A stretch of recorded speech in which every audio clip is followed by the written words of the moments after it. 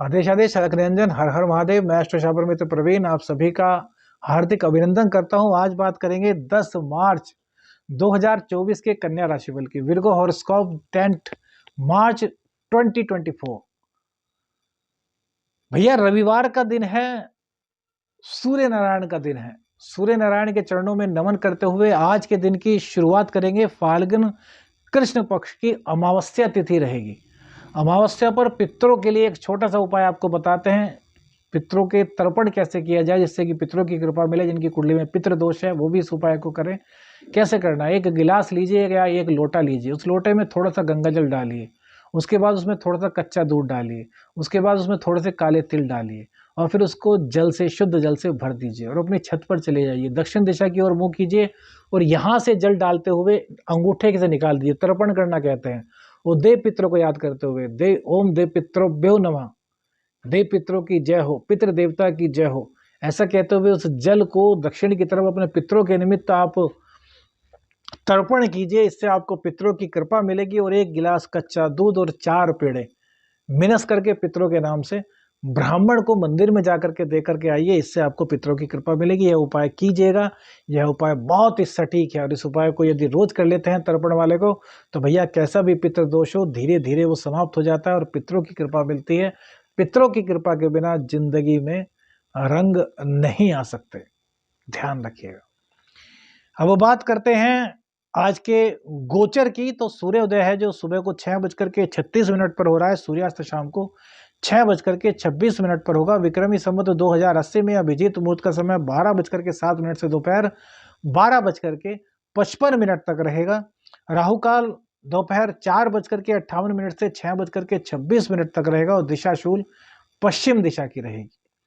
अब कन्या राशि के गोचर की बात करते हैं। केतु आपके लग्न में विराजमान, आपकी राशि में विराजमान रहेंगे। मंगल पंचम भाव में, शनि, शुक्र और सूर्य और चंद्र ये चारों के चारों ग्रह आपके षष्ठ भाव में विराजमान रहेंगे। नीच के बुध के साथ राहु सप्तम में, गुरुदेव अष्टम भाव में विराजमान रहेंगे।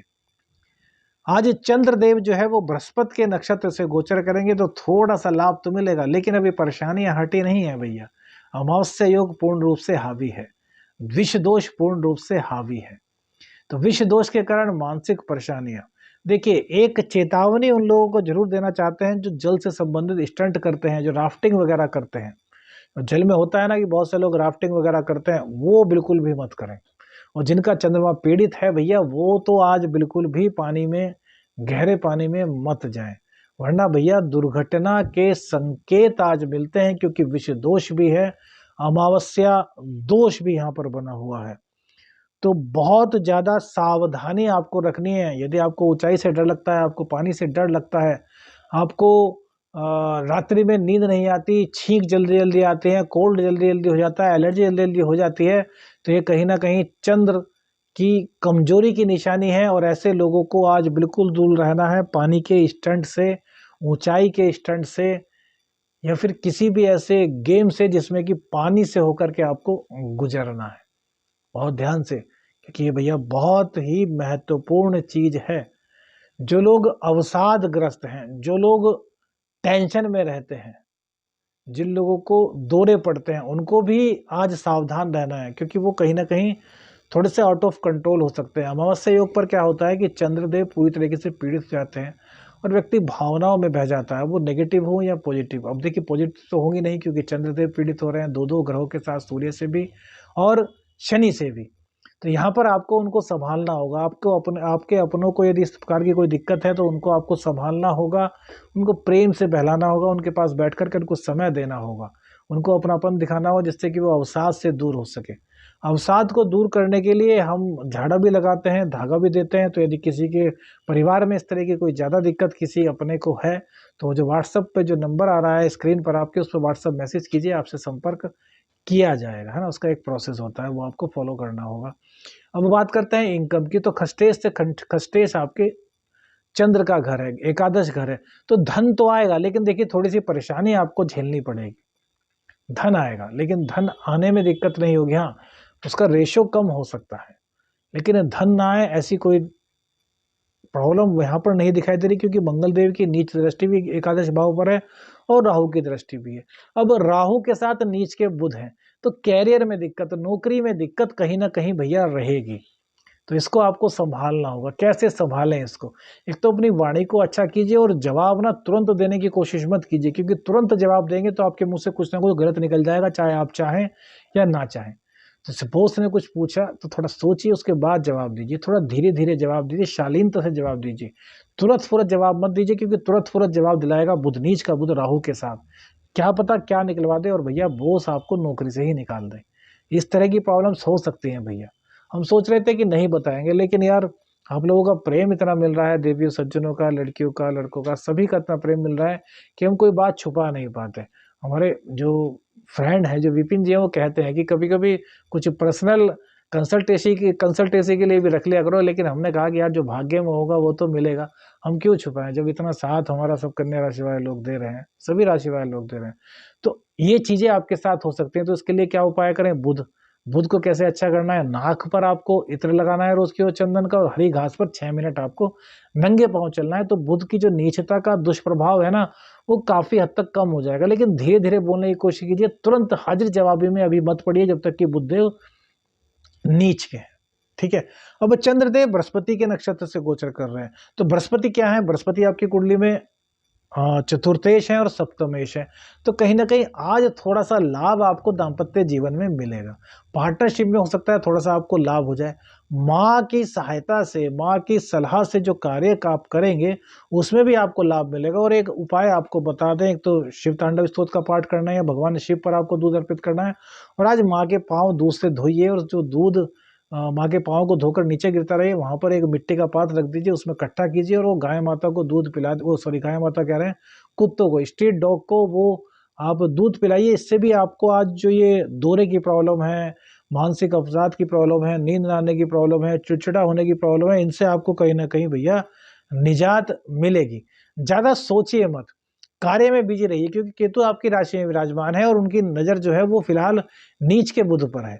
तो वो बहुत अंदर तक आपको सोचने पर मजबूर करेंगे। कभी कोई ख्याल आ रहा है, कभी कोई ख्याल आ रहा है, लेटे सोचा सो जाएंगे, सोचने के 2 मिनट बाद ही कुछ सपना दिखा, एकदम नींद खुल गई, या फिर कोई विचार मन में आ गया, उसी को लेकर के रंगीन सपने बनाने शुरू कर दिए। तो इन चीजों से आपको हटना होगा, क्योंकि ये आपके लिए दिक्कत भरा माहौल उत्पन्न करेंगे। समझ रहे हैं ना? कैरियर में आपके सीरियस होने की इस दौरान बहुत आवश्यकता है, क्योंकि बुध अभी भैया महीने 1.5 महीने तक सही नहीं होने वाले। अब नीच से निकलेंगे तो अष्टम में चले जाएंगे। हालांकि बुध गुरु के साथ जाएंगे तो थोड़ा फायदा होगा, जो अब दिक्कत है उससे थोड़ी सी निजात तो मिलेगी, लेकिन फुल निजात अभी नहीं मिलने वाली। तो आपको ऐसा करना चाहिए कि बुध को पूरी तरीके से मजबूत कीजिए। अब बुध देव को मजबूत करने का सबसे बढ़िया प्रोसेस क्या है कि गणेश जी को दुबड़ा घास भी आप भेंट कर सकते हैं। और शुक्र, देखिए शुक्र भी षष्ठ भाव में है, भाग्येश है, आपके धनेश हैं, तो ये अपव्यय कराएंगे। अपव्यय कराने से क्या होगा? तो शुक्र देव को भी अच्छा करने के लिए क्या करना है? माता रानी को प्रत्येक शुक्रवार को, या फिर अगर हो सकता है तो रोजाना ही क्या करें? खीर खिलाइए। खीर का भोग माता रानी को लगाएंगे, मखानों की खीर का भोग लगाएं तो भैया और अच्छा रहेगा, शुक्र की कृपा मिलेगी। पत्नी का सम्मान कीजिए, पत्नी से प्रेम कीजिए। पत्नी को प्रत्येक शुक्रवार को जो सफेद रंग का गजरा होता है वो अपने हाथों से पहनाइए, इससे आपको शुक्र की कृपा मिलेगी।